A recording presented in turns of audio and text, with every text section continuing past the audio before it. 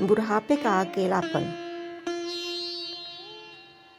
कोमल जी सरकारी स्कूल की अध्यापिका के पद से 3 वर्ष पहले ही रिटायर हुई थी और सुख से अपने पति के साथ जीवन गुजार रही थी, लेकिन महामारी ने उनके पति को अपने आगोश में ले लिया। जीवन साथी के चले जाने से कोमल जी अंदर तक टूट गई। फिर बेटा बहू के कहने पर उनके साथ मुंबई में आ गई। उनका जीवन एकदम बदल सा गया। पति का साथ तो छूट ही चुका था, लेकिन साथ साथ उनकी 40 वर्षों की बसी बसाई गृहस्थी भी छूट गई और छूट गया वह आस पड़ोस भी, जो हर समय दुख सुख में साथ रहता था। महानगर में पार्क के बेंच पर चुपचाप उदास भाव से बैठी कोमल जी विचारों में खो सी गई थी। सुबह का समय था। कुछ लोग सैर करने आए थे तो कुछ योग कर रहे थे, तो कहीं कुछ बुजुर्ग बैठे हुए अपना जमाना याद कर रहे थे, लेकिन कोमल जी अपनी ही दुनिया में विचर रही थी। तभी अचानक एक आवाज़ ने उनकी तंद्रा भंग की। मुस्कुराते रहिए, जिंदगी बहुत खूबसूरत है। कोमल जी ने देखा कि लगभग 65-70 वर्ष के एक बुजुर्ग आदमी पास वाली बेंच पर बैठते हुए उनकी ओर देखकर मुस्कुरा रहे थे। न चाहते हुए भी कोमल जी बदले में मुस्कुराने लगी। इस अनजान शहर में पहली बार किसी ने उनसे बात की थी। बोतल से पानी पीते हुए वह बुजुर्ग व्यक्ति बोले, मेरा नाम मदन लाल है, मैं यहीं पास वाली बिल्डिंग में रहता हूँ। आप बहुत परेशान जान पड़ती हैं। पिछली बातों को भूलकर आगे बढ़िए, चलने का नाम ही जिंदगी है। ऐसा कहते हुए वह बुजुर्ग व्यक्ति फिर से सैर करने चले गए और कोमल जी उनके जाने के बाद मन ही मन बोली, जिनकी ज़िंदगी में दुख ही ना हो उन्हें तो ज़िंदगी खूबसूरत ही लगेगी ना। ज्ञान तो सब देते हैं, लेकिन हमारे साथ क्या बीत रही है यह तो हम ही जाने। अब कोमल जी हर रोज़ पार्क आने लगी और लगभग हर रोज़ ही मदन लाल जी से नमस्ते राम राम हो जाती। एक दिन मदन लाल जी ने पूछा, क्या आप कहीं बाहर से आई हैं? तो कोमल जी बोली, दरअसल पहले मैं कानपुर में रहती थी, बेटा बहू नौकरी करते थे ना, लेकिन महामारी के कारण मेरे पोते के स्कूल बंद है, इसलिए उनकी देखभाल के लिए बेटा बहू मुझे यहाँ ले आए हैं। पति के देहांत के बाद मैं कानपुर में बिल्कुल अकेली हो गई थी। मेरी बेटी का ससुराल भी यहाँ मुंबई में ही है, कभी कभार बेटी से भी मिलना हो जाएगा, यह सोचकर यहाँ चली आई। फिर मदन लाल जी बोले, मुंबई शहर में आपका स्वागत है, चलिए आपको दूसरे हम उम्र लोगों से मिलाता हूँ। दरअसल यहाँ पार्क में बुजुर्ग लोगों का एक ग्रुप बना है, जहाँ हम सब लोग एक दूसरे के सुख दुख में शामिल होते हैं, हंसते बतियाते हैं, कभी भजन गाते हैं तो कभी पुराने गाने भी गुनगुना लेते हैं, कभी जन्मदिन मनाते हैं तो कभी त्योहार। उनकी बात सुनकर कोमल जी को खुशी हुई और उन्होंने ग्रुप में शामिल होने की इच्छा जताई। तो मदन लाल जी ने उन्हें ग्रुप के अन्य सदस्यों से मिलाया और उस ग्रुप में शामिल कर लिया। उसे ग्रुप के अधिकतर लोग अपना जीवन साथी खो चुके थे, किसी को कोई बीमारी थी तो किसी को कोई, लेकिन कोमल जी यह देखकर हैरान थी कि सभी लोग जिंदा दिल थे और ऊर्जा से भरपूर जीवन जी रहे थे। उन लोगों से मिलकर कोमल जी की उदासी कहीं दूर चली गई। हर रोज़ सुबह और शाम को वह सब लोगों के साथ अपना समय बिताने लगी। अक्सर कोमल जी अपनी बेटी को फ़ोन करके पार्क में आने वाले बुजुर्गों के बारे में बातें किया करती थी। माँ के हम उन लोगों के साथ मिलजुल की बात सुनकर उनकी बेटी को बहुत खुशी हुई। एक दिन कोमल जी ने नोटिस किया कि पार्क में आने वाले सभी बुजुर्ग उनसे बड़े थे, परंतु सब लोग चुस्त दुरुस्त थे और अपने आप को अप टू डेट रखते थे। जब घर आकर उन्होंने अपना चेहरा आईने में देखा तो उन्हें लगा कि समय से पहले ही उन्होंने अपने आप को बूढ़ा बना लिया है।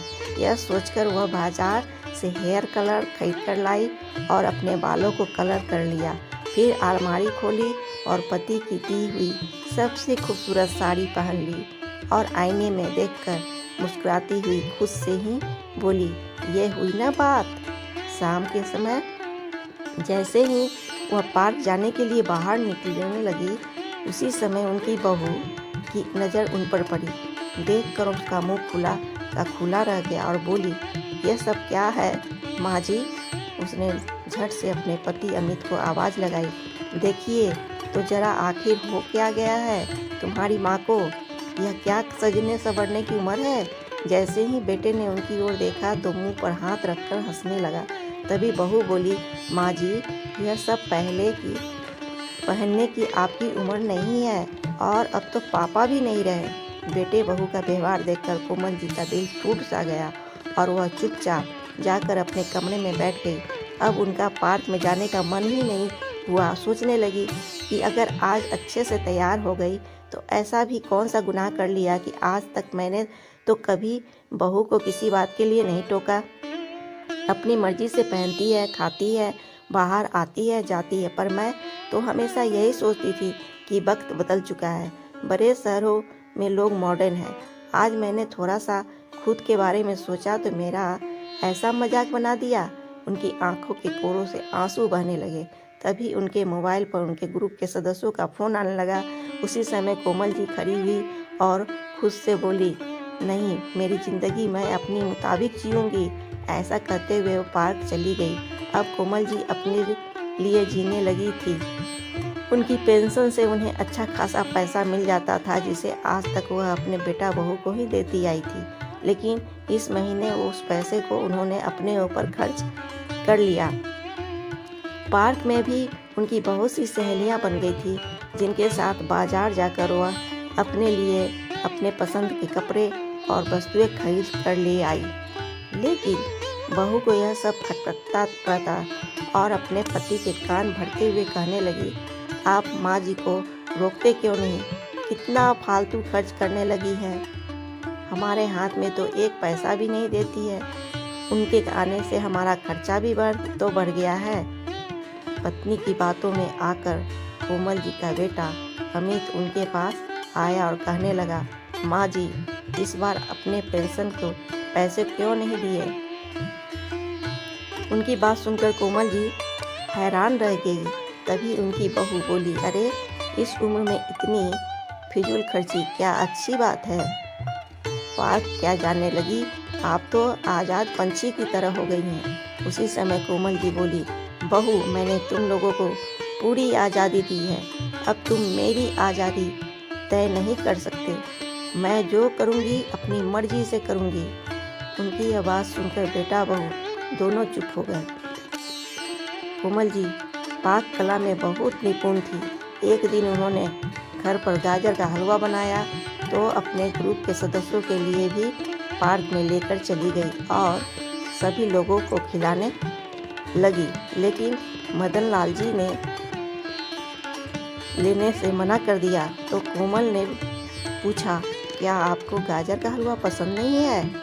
तो मदन लाल जी बोले, गाजर का हलवा तो मुझे बेहद पसंद है, लेकिन मुझे डायबिटीज़ और ब्लड प्रेशर की परेशानी है, इसलिए मैं बाहर का मीठा गाजर का हलवा नहीं खा सकता और घर पर बनाने मुझे आता नहीं, इसलिए मैंने गाजर का हलवा खाना ही छोड़ दिया। फिर कोमल जी बोली, तो क्या आपके घर पर कोई नहीं है? इस पर मदन लाल जी कुछ नहीं बोल पाए। आंखों से आंसू निकलकर उनके गालों पर आ गए और चुपचाप घर की ओर चले गए। 2 दिन बीत चुके थे, लेकिन मदन लाल जी पार्क में नहीं आए थे।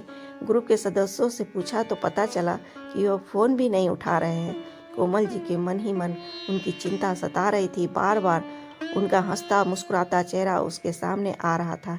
जैसे ही घर जाने के लिए वह पार्क से निकली तो उनके कदम स्वतः ही मदन लाल जी के घर की ओर मुड़ गई। गार्ड से उनके फ्लैट का नंबर पूछा और उनके दरवाजे पर जाकर बेल बजाई।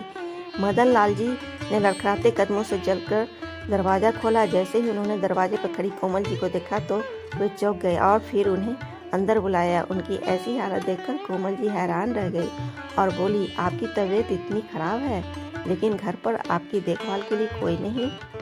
तो मदन लाल जी बोले, दरअसल मैं अकेले ही रहता हूँ। यह बात सुनकर कोमल जी को बड़ी बेचैनी हुई कि इतना जिंदा दिल इंसान और बिल्कुल अकेला, और जब वह बीमारी की हालत में है तो उनकी देखभाल करने वाला भी कोई नहीं है। फिर कोमल जी ने ग्रुप के अन्य सदस्यों को फ़ोन करके बुलाया। मदन लाल जी ने बहुत मना किया, लेकिन कोमल जी बोली, क्या बात कर रहे हैं आप? जिस व्यक्ति ने मुझे जीना सिखाया उसे मैं अकेले कैसे छोड़ सकती हूँ? थोड़ी ही देर में उनकी मदद से कोमल जी ने मदन लाल जी को डॉक्टर के पास ले गई। दवाइयाँ देते हुए डॉक्टर ने अच्छी खुराक और समय पर दवाइयाँ लेने की हिदायत दी, लेकिन उनके खाने पीने का समस्या थी। कोमल जी सहित ग्रुप के 2 अन्य महिला सदस्यों ने उनके घर पर तीनों वक्त का खाना बनाकर भेजने की जिम्मेदारी ली। समय समय पर कोमल जी उन्हें दवाई लेने की हिदायत देती रहती थी। कुछ ही दिनों में मदन लाल जी बिल्कुल ठीक हो गए और वापस पार्क में आने लगे। एक दिन कोमल जी ने उनसे पूछी बेटी, क्या आपका इस दुनिया में कोई नहीं है? आज कोमल जी की बात को मदन लाल जी टाल नहीं पाए और अपने अतीत के पन्ने एक एक करके पलटने लगे और मुस्कुराते हुए बोले, वह भी क्या दिन थे जब मैं अपनी पत्नी को ब्याह कर घर लाया था। कितने हसीन सपने सजाए थे हम लोगों ने। पता है कोमल जी, शादी के 10 साल तक हमारा कोई बच्चा नहीं हुआ था। काफ़ी समय तक डॉक्टरी इलाज करवाया तो उसके बाद खुशखबरी आई और हमारे बेटे का जन्म हुआ। अपने बेटे से परिवार में हम लोग बहुत खुश थे, लेकिन वह खुशियाँ शायद भगवान को मंजूर नहीं थी। अभी बेटा 5 साल का ही हुआ था कि एक दिन पता चला कि मेरी पत्नी को कैंसर है, और जब पता चला तब तक बहुत देर हो चुकी थी। मेरी जीवन संगिनी इस दुनिया को छोड़कर विदा हो गई, हमेशा हमेशा के लिए। बोलते बोलते मदन लाल जी का गला रूंधने लगा। रिश्तेदारों ने दूसरी शादी करने की सलाह दी, लेकिन मैं अपने इकलौते बेटे को सौतेली माँ के हवाले नहीं करना चाहता था। माँ और बाप दोनों का प्यार मैंने अकेले ही उसे दिया है, लेकिन किसी चीज़ की कमी नहीं आने दी। लेकिन देखिए बेटे ने क्या किया है, 1 महीने के लिए अमेरिका घूमने जा रहे हैं। यह कर बेटा बहू निकले और बाद में पता चला कि जिस मकान में हम लोग रहते थे, बेटे ने वह मकान अमेरिका जाने से पहले ही बेच दिया था और खरीदारों को बोल कर गया था कि 2 महीने बाद मकान खाली करवा लेना। उसके बाद बेटा फिर कभी नहीं आया। फिर भरी आंखों से मदन लाल जी बोले, अगर मेरे पास मेरे रिटायरमेंट का पैसा एफडी में ना होता तो मैं सड़क पर आ जाता। उसी पैसे से मैंने ये 2 कमरों का मकान खरीदा और यहाँ रहने लगा। कहते कहते मदन लाल जी की आंखों से आंसुओं का झरना बह निकला। कोमल जी ने उन्हें हौसला दिया और कहा, अरे आप ही तो मुझे कहते हैं हर पल मुस्कुराते रहना चाहिए, और अब आप ही ये बात भूल गए। उन दोनों को एक दूसरे में एक ऐसा दोस्त दिखाई देता था जिसके साथ वह अपना सुख बांट सके। कुछ दिन गुजरने के बाद जब एक दिन कोमल जी पार्क गई तो देखकर हैरान रह गई कि ग्रुप के सभी लोग ने एक बड़ा सा केक मंगवाया हुआ था। जैसे ही वहाँ तक पहुँची, सब लोग जोर से चिल्लाए, जन्मदिन मुबारक हो कोमल जी। कोमल जी को खुद ही याद नहीं था कि आज उनका जन्मदिन है। सभी लोग का इतना प्यार देखकर उनकी आंखों से खुशी के आंसू छलक आए। केक काटकर सभी ने मोबाइल से तस्वीर ली। सब लोगों ने मिलकर एक बहुत ही खूबसूरत सी साड़ी कोमल जी के तोहफे में दी। फिर कोमल जी ने पूछा, लेकिन आप सबको कैसे पता चला कि आज मेरा जन्मदिन है? तो मदन लाल जी बोले, अरे सोशल मीडिया से सब पता चल जाता है। जन्मदिन मनाकर कोमल जी अपना तोहफा लेकर घर पहुंची तो उसे डाइनिंग टेबल पर रख दिया।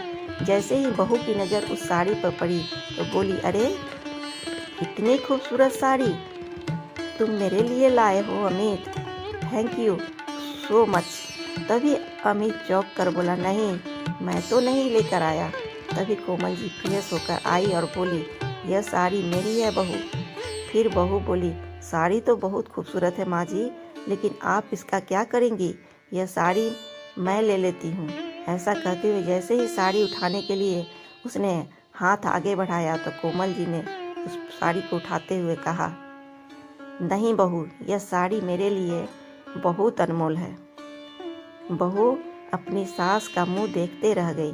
फिर कोमल जी ने कहा, दरअसल आज मेरा जन्मदिन था ना, इसलिए पार्क के ग्रुप में सभी लोगों ने मुझे तोहफा दिया था। यह बात सुनकर बेटा बहू दोनों हैरानी से बोले, आपका जन्मदिन आज था?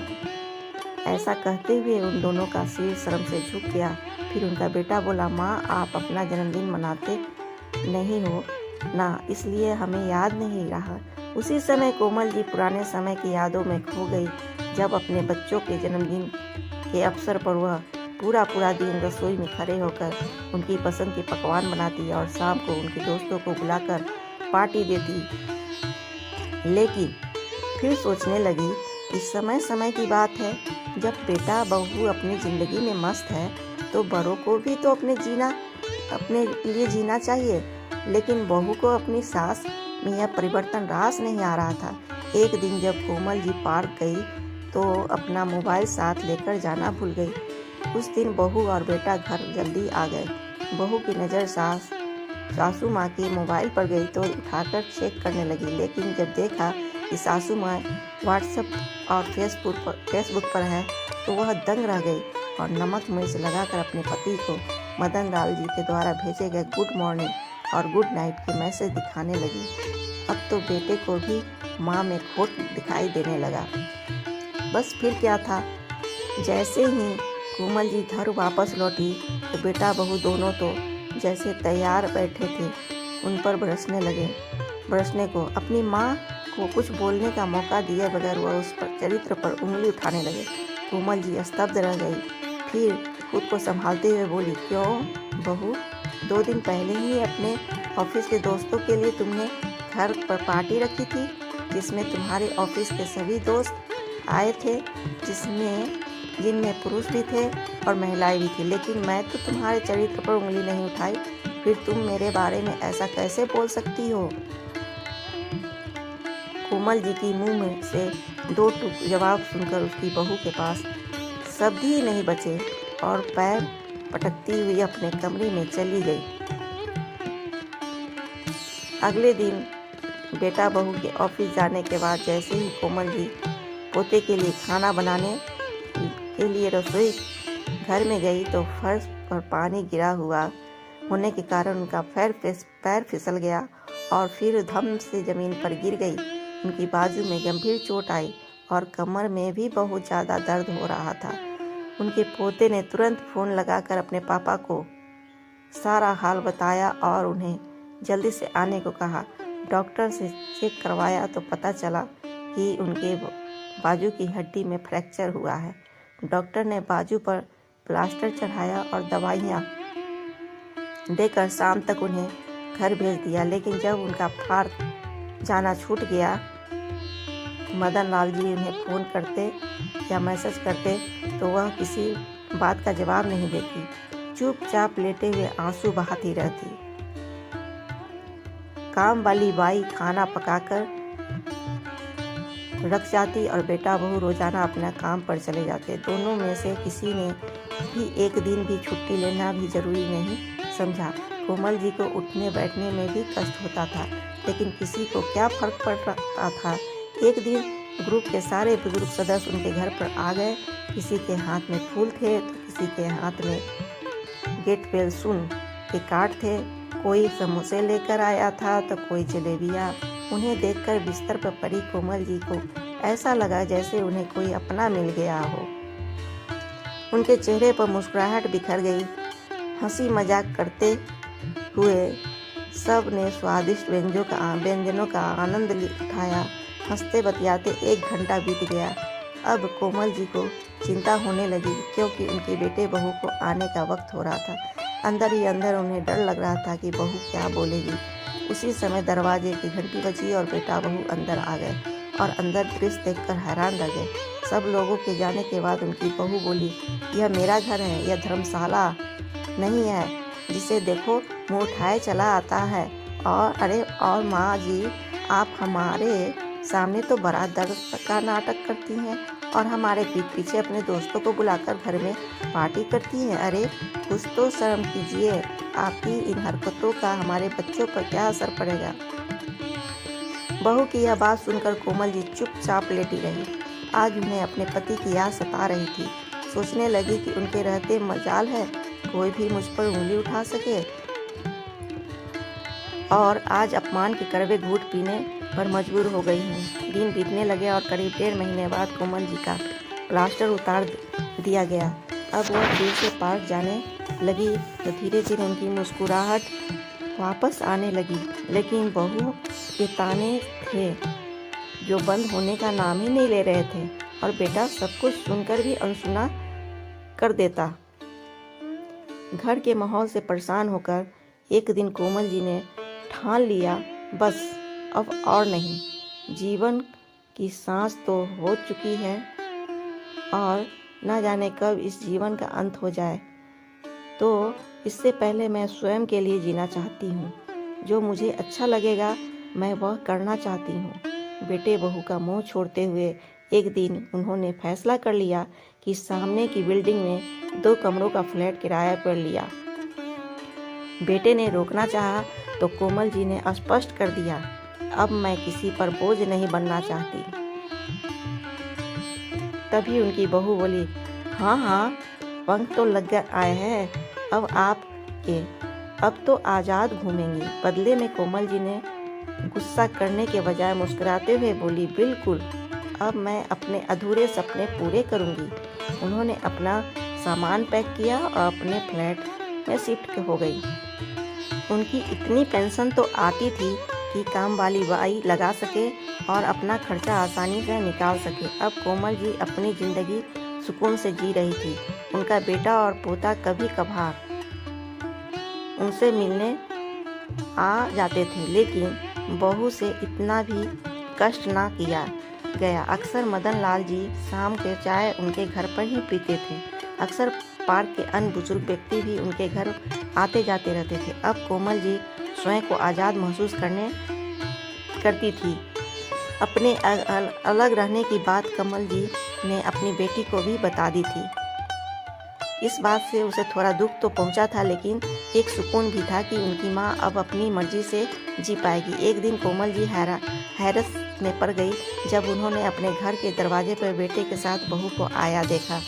इससे पहले वह कुछ पूछती तभी उनकी बहू तेजी से अंदर आई और बोली, माँ जी कुछ शर्म हया बची है या नहीं? पता है सोसाइटी वाले आपके बारे में क्या क्या बातें कर रहे हैं? आखिर आपके और मदन लाल जी के बीच चल क्या रहा है? तभी कोमल जी बोली, बेटा मुझे दुनिया वालों की बातों से कोई फर्क नहीं पड़ता है। मुझे केवल इतना पता है कि सारी उम्र जिम्मेदारियां निभाते निभाते मैंने अपने बारे में सोचना ही छोड़ दिया था।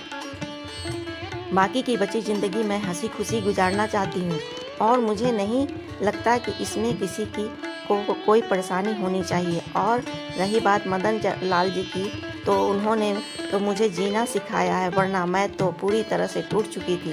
तभी उनका बेटा बोला, लेकिन माँ आप इन लोगों को जानती नहीं है, ऐसे लोग अपनापन दिखाकर दूसरे को लूट ले जाते हैं। बेटा मैंने अपनी यह बाल धूप में सफ़ेद नहीं किए हैं, और वैसे भी जिसे अपनों ने ही लूटा हो उसे दूसरे क्या लूटेंगे? तुमने मेरे पास छोड़ा ही क्या है जो कोई लूट लेगा? उसी समय मदन लाल जी जो दरवाजे पर बाहर खड़े हुए सारी बातें सुन रहे थे, घर के अंदर आ गए और उन्हें देखते ही कोमल जी के बेटा बहू का मुंह खुला का खुला रह गया। जैसे ही वे उठकर बाहर जाने लगी, उसी समय मदन लाल जी ने उससे कहा, बेटा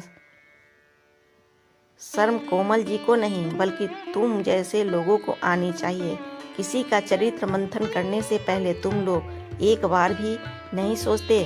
तुम लोग जानना चाहते हो कि तुम्हारी माँ क्या करती है? जैसे ही मदन लाल जी ने कहा तो कोमल जी ने उन्हें चुप रहने का इशारा किया, परंतु वह रुकने वाले नहीं थे। बोले, पार्क में हर रोज़ सुबह और शाम को जब हम सब लोग बैठते हैं तो वहीं पास में ही सोसाइटी में काम करने वाली औरतों के बच्चे आवारा घूमते हैं। छोटी सी उम्र में वे गलत आदतों के शिकार हो रहे हैं। उन गरीब बच्चों के पास इतना पैसा नहीं है कि वह अपने बच्चों को पढ़ा लिखा सके। तुम्हारी सासू माँ उन बच्चों को पढ़ाने का नेक काम करना चाहती है। वह एक स्कूल खोलना चाहती है ताकि जितने भी गरीब बच्चे शिक्षा से वंचित हैं उन्हें निःशुल्क शिक्षा प्रदान की जा सके। तुम्हारी माँ गरीबी का मदद करके अपने बुढ़ापे को सार्थक बनाना चाहती है। अक्सर हम लोग बैठकर इसी विषय में योजना बनाते हैं। हमारी एक एनजीओ से भी बात चल रही है जो हमारी इस काम में मदद करेंगे। तुम्हारी माँ का बरसों पुराना सपना अब पूरा होने जा रहा है। लेकिन आज अपनी माँ के बारे में तुम लोगों के विचार सुनकर मुझे महसूस हो रहा है कि अच्छा ही हुआ कि मेरा बेटा मुझे पहले ही छोड़कर चला गया।